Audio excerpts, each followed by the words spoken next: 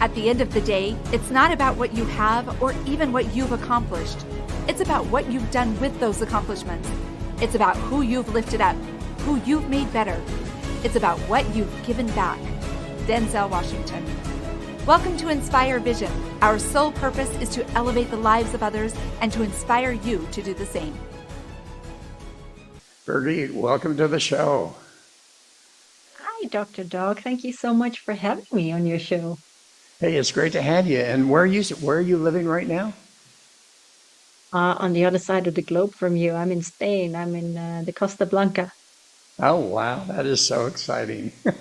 So I love what you've written about yourself, your bio and so forth. But what I'd like for you to do is share with the audience, who are you and what has been your journey to bring you to this point in your life, where you're obviously helping many people and you're writing a number of books.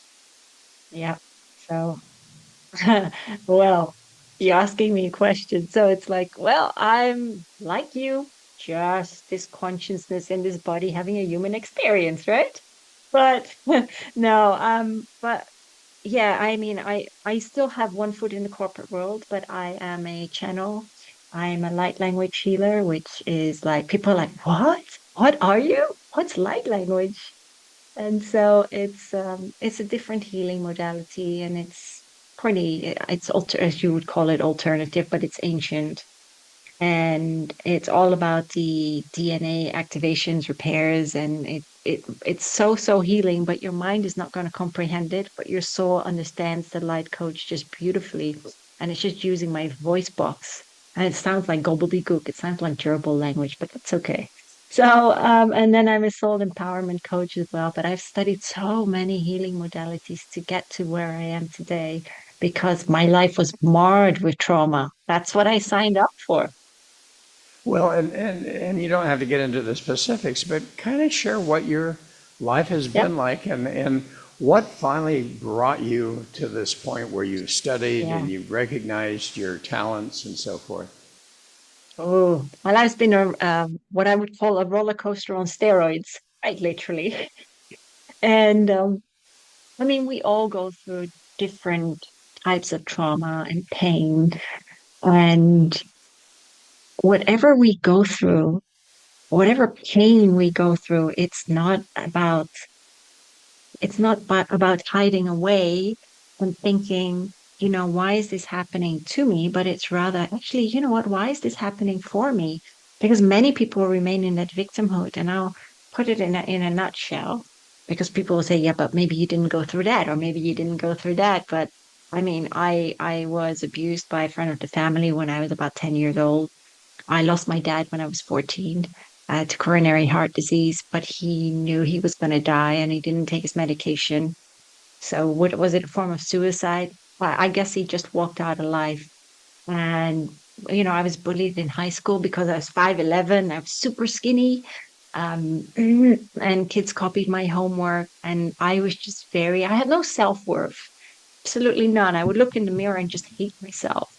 And so even when my mom put me on a modeling course, just to crick up my confidence, that didn't help me either.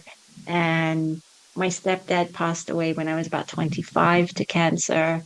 I rolled in with, oh, they were my friends. And because they always wanted to see my happy face, it was really about, I mean, I did months, and then from one day to the next I just stopped because I couldn't go on like that anymore.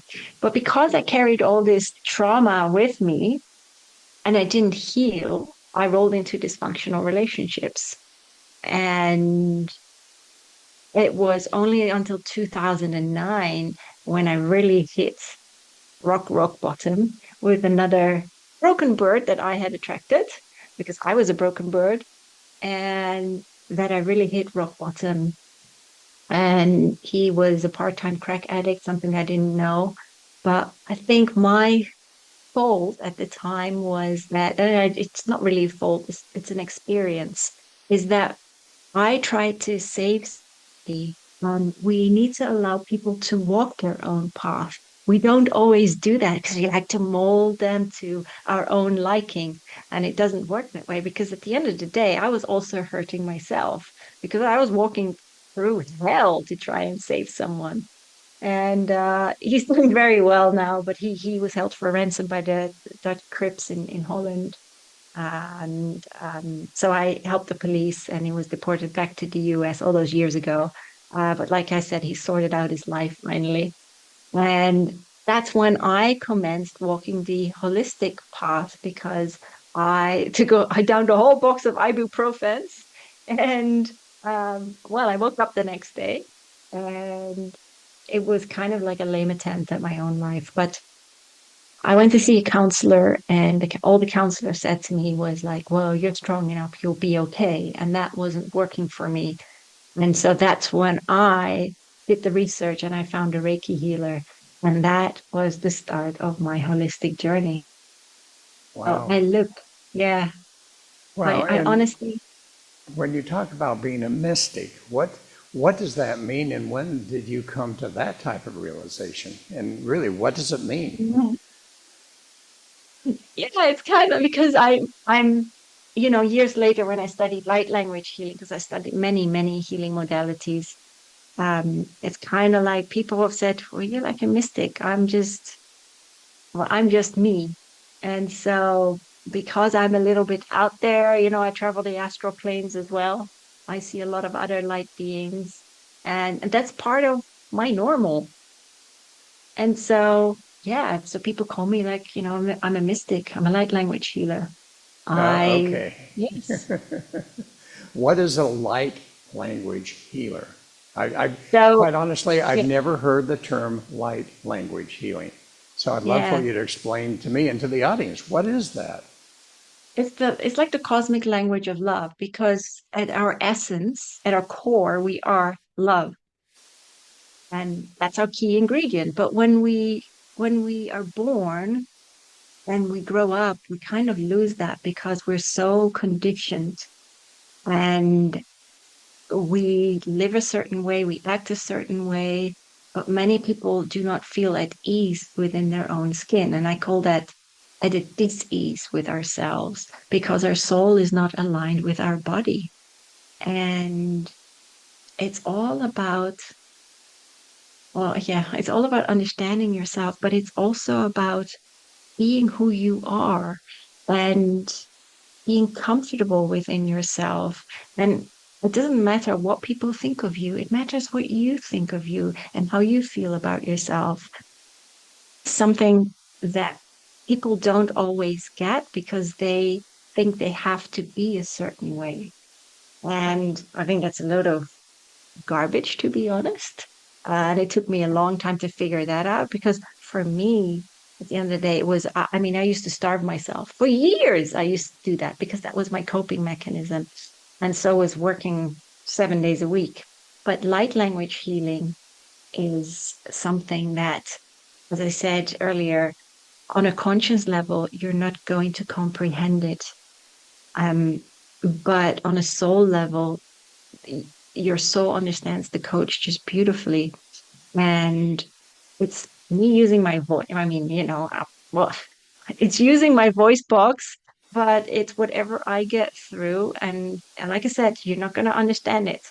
Um, but it is so full sometimes. And the healing that I have seen, because I've also experienced it. When it first happened to me, I was like, oh my gosh, this is amazing.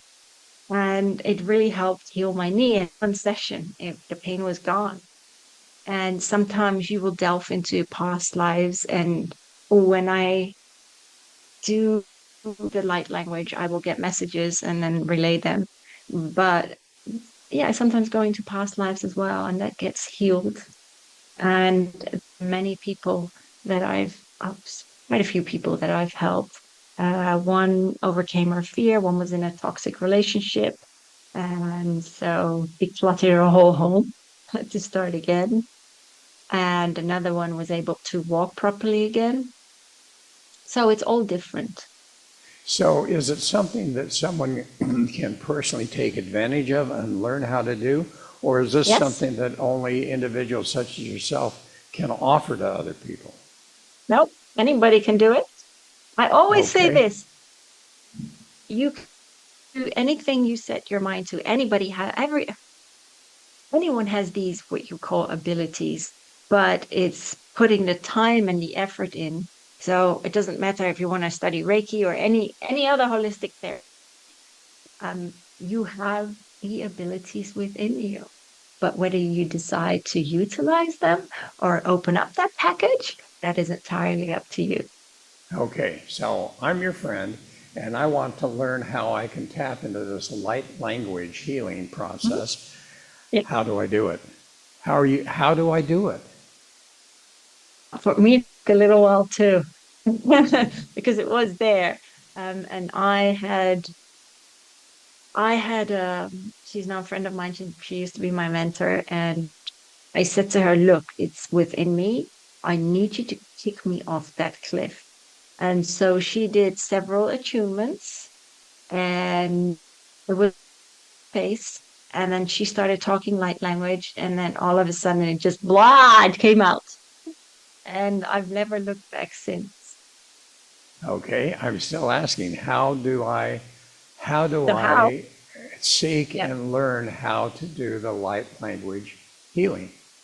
Yep. So gosh, like I said, anybody can do it, but it's looking for a teacher that can help you or can attune you.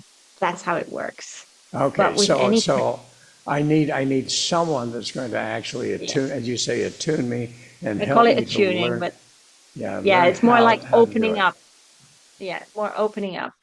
And Oh, go and didn't, ahead. like I said, Doc, it didn't come from me straight away. It was very frustrating until I found the right teacher. And as you go through that process, Mm. I know that you talk about your journey was one of self-healing Yes. and so forth. There's something on your website that I love, and if you don't mind, I'd like to read it. Mhm. Finding yourself is an uncovering of the hidden gem of the iridescent self, back to the neverland of the magnificent, wondrous, eternal light that you are.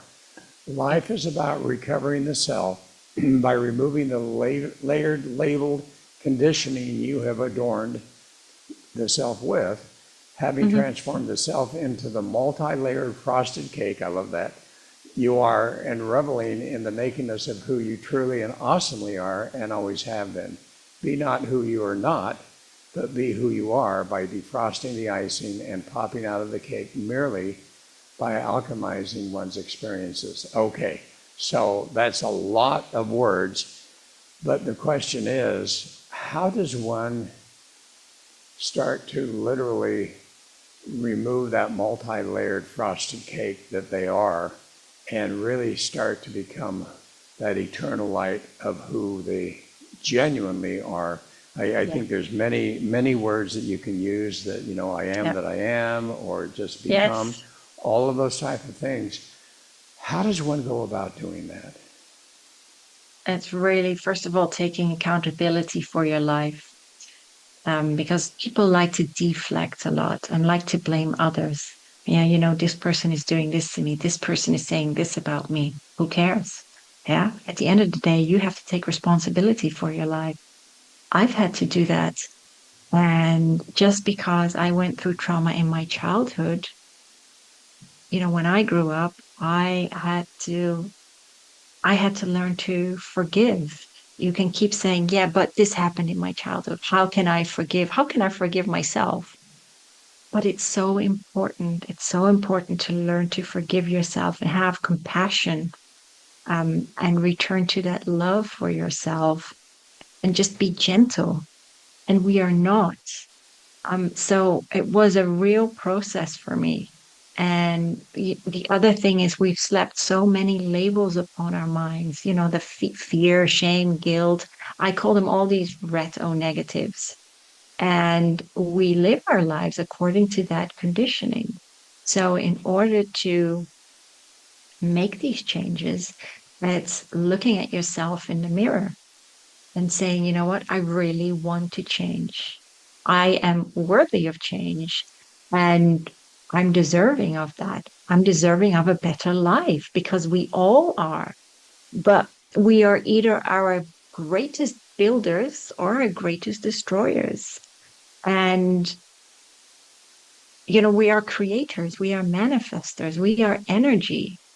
And so returning from that heaviness, I always call it we're divine alchemists. So returning from that heaviness that led, it's all about healing ourselves and understanding our experiences and becoming a more enlightened version of ourselves. And it's not going to happen, in one night. It takes time to heal, and that is okay. But take that first step. Well, and as you talk about that, the thing that comes to my mind is we've all had different experiences in our lives. And as children, some have had much worse experiences than others. But as we look at those experiences, how do we reframe those to, rather than be victimized by them and thus be at that lower level of victims, versus looking at them from a standpoint of what can I learn, or what have I learned, or what has become better in my life because of those experiences, which obviously you have to face and relate to. Absolutely. It's tough. It's not easy. It really isn't easy. But as I said, regardless of the trauma that we go through, we have the to create a better life for ourselves. And it's all about, as I said to you, taking that first step, getting the help that you need. Some people think it's beneath them to reach out, and get counseling or whatever healing you decide, to pursue, because it has to align with your spirit. But I applaud those that take that first step to reaching out to someone, or professional help, because it is really, really important. And it's like I said to you, Dr. Dog, it's not easy. It wasn't easy for me either. But when I hit rock bottom pretty bad, and that wasn't the only time, every time I did, I knew I needed help. And so that is what I did. I got that help. And so you started, it sounds like, with Reiki, and Yep. then you went from there. What were the steps that you took to the point that you got to the Yep. um, light language? Yeah. So, I mean, I studied many other healing modalities, but for Reiki, I've always said it was my saving grace. I mean, this teacher taught, she said to me, Brigitta, why do you allow yourself to be treated like a doormat? Yeah, people run all over you. And it was because I was so afraid to hurt other people. I just lived in fear. I lived in fear what people thought of me. And that is no way to live. But many of us do that. And it's the same in relationships. We stay with people we, because it's normal to remain in this discomfort because we don't know what's on the other side of that fence. And so people like to remain in the known and remain in that dis-ease within themselves. And that was never an option for me. I mean, yes, it was for many years until I snapped out of that. Um, so So you studied yes. Reiki, and So then what else did you yes. study? So Reiki, yeah, I studied Reiki. I became a meditation teacher. I studied EFT, the emotional freedom technique, which I really, really love because it's such a simple healing process where you tap the emotions out of your system. And so the trigger is gone. And so you've alchemized the experience and you can talk about it without being triggered. Um, and I studied, so my word, it's like going down the list. Um, what else did I study? Relaxation therapy, angelic Reiki, aromatherapy, aroma touch, just to name a few. I became a Reiki master many years later, so I taught people as well.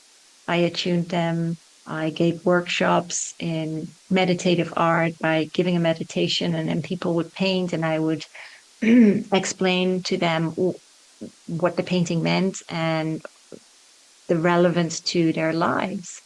I really enjoyed that. I even gave a pendulum workshop. But in all that time, even though I had studied, I was still going through pretty gnarly experiences, but I was able to teach. And again, years later in 2016, I hit rock bottom again. And it was merely the universe repackaging a different character and thinking, oh, what's Birgitta going to do now? And boom, I made the same mistake.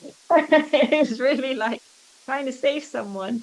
And yeah, that was pretty bad. And that was again, sometimes we are faced with so many challenges. And it's finally when our back is against the wall that we're so exasperated that it's like, yeah, what are we going to do to make our lives better? And so again, um, I I mean, I was pretty much, you could call it depressed. I mean, I was crying and on the floor and screaming at the universe because I didn't want to go on anymore. And then there was like a little breadcrumb, and it came in the form of Kambo healing, which is shamanic frog medicine. And my sister advised me of this, and I went, and it was so physical, such a physical experience for me, but it turned my life around. And from that point on, I mean, I met my former mentor. I was kicked out of my house, so to speak, by spirit or the universe, and I went to this First Unity Church in the States, in St. Petersburg, and yeah, I met my former mentor there and walked through past lives, and that's where I learned to channel. And I'm really someone that believes in development, that believes in progressing in life. And from coming from a state of being kind of in that victimhood and running away from my emotions to where I'm now is a world of difference from like 20 years ago. But I'm still a work in progress. Well, but it took all of those experiences you had with all the Yes, different modalities to where, yes, and even though you say, you went back and, back down to a worse place and so forth, the reality is, at least from my impression, is that they all were a foundation for you that as you move yes. forward again, you were able to reach a higher and higher level for yourself that you were seeking to achieve. Yeah, absolutely. And you know what holds us back the most? It's fear. And Yes. fear is, it's called gosh, duh. Um, what I call it, I always say it's, well, false evidence appearing real, but my guides always say it's actually falling endlessly or a rising revolutionary. The choice is yours, isn't it? Yes, yes, that's so true. Well, and then you've written some books. I know one of the books that I Yes, saw is Becoming Authentically Me. What is the yes. message? What is the message in that? And if people were to read it, who would be the target audience that would find some tremendous benefit from reading that? Anyone would benefit from it. It's pretty advanced, but many people have said to me, it's just encoded with healing. It took me 20 years to write that first book. Wow. And because, yes, I had to go through a lot more trauma, so I had to put it next to me. And then when COVID hit, I mean, I'd started a new job, a corporate job, and my guides were like, oh, you're going to finish it. You're going to write it now. I was like, are you serious? And so I was burning the midnight oil. But it is about the shift. The first part is about the shifting consciousness, about why we're going through all these transformations in the world. And it's all about awakening. It's all about shifting our consciousness, and ridding ourselves of that 3D conditioning and returning to that love for ourselves and each other. So I talk about that. I talk about the Anunnaki. I talk about Atlantis. I talk about Lemuria. I talk about the fact that there is no death. And a lot of it is just channeled because I work a lot with the Ascended Master Saint Germain and Archangel Michael and also the Egyptian deities. And then the second part of my book is about my life and all the trauma that I've been through. But I also touch on addiction, I touch on mental health, and I touch on depression. And that's the one thing they say. It's really depression is all about pressing the weight of the world that we carry on our minds, because everything we collect everything within our minds and we put it in the archives of our minds. And then it presses upon our hearts and we feel stuck in this void, in this emptiness. And that's often how I felt, but I just kept going. I always soldiered on. So I talk about that, and I talk about what else did I talk about? Oh, Shambhala. I channel several people that have crossed over and some committed suicide. And I talk about life and how we can overcome our suffering. And the many masters up there, they'd say, well, take life with a pinch of salt, because whatever you're going through, remember that life is an experiment to be experienced. It's like a buffet. Yeah. And do not stick with the same plate, but rather try different experiences. And when you try different experiences and you overcome, you will start to understand life more. And rather than remaining stagnant or sinking in that quicksand of one experience, get out and heal, because we're like an onion and we keep peeling back the layers, the experiences. And when we overcome, we become, and then whatever we go through after that, it's like, oh, you know what? Yes, I understand this. Let me look at it from a different perspective. See, I don't hang around in an experience anymore like I used to for years or even months. And it's like, oh, wait, why is this happening for me? Okay, what can I do about it? And if people like to huff and puff, fine, let them huff and puff. I don't need to do that. Um, but I used to huff and puff and moan all the time. Now, no, it's okay. It's all right, Dr. Dog. We vibrate at different levels of consciousness. And that's that duality. Yeah. If we didn't have that, then how could we be reflections of one another? Because we're all teachers of one another.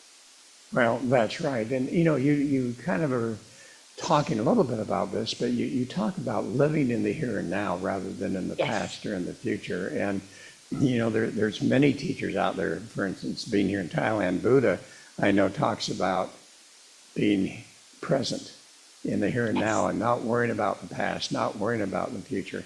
Share with the audience your thoughts about what that means and how that can be accomplished. Yes, many people live in the past. Reminisce about the past, or they're thinking about the future.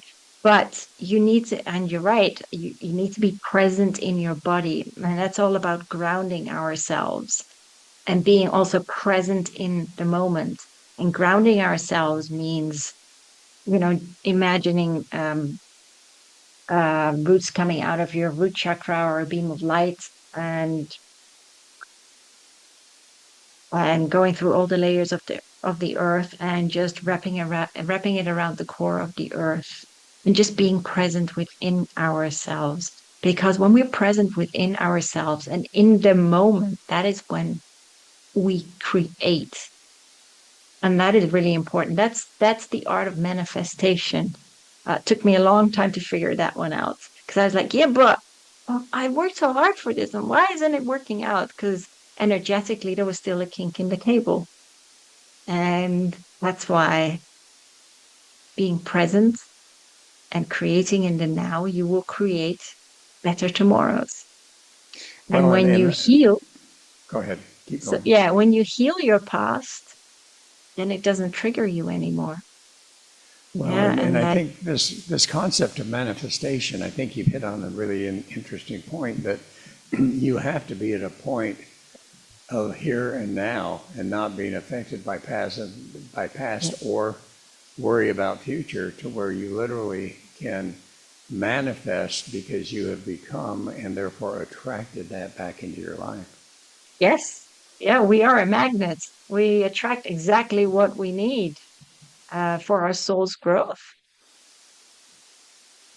So as we come to the end, what would be a message that you would like to share with the audience that you feel like could be of value to them? So, oh, wow, there's a few things, but I need to keep it under 60 seconds. Okay. So, yeah. Wow. Life is all about returning to that love for ourselves and hugging it out with ourselves and sitting sitting inside ourselves, as I always put it, and having a chat with our inner demons that are running rampant, within us because of our experiences. And we hold ourselves back so much because of fear, of shame, of regret and guilt. And why do we do that to ourselves? Yeah. It's about learning to let go, learning to forgive, having that compassion, and being kind to yourself. These are such important aspects in order for us to move forward. I know it's not always easy, but you have to take that first step. And when you commence to heal, honestly, you will eventually return to a more authentic version of yourself. Wonderful, wonderful. So you've written some more books. So talk about the latest book that you've written. It's called Become Empowered, and it's a collaboration with 13 other authors. And it's all about transformation and overcoming our own suffering of everything that we have been through. And so it's 13 different stories, and it's powerful. It's been a number one Amazon bestseller.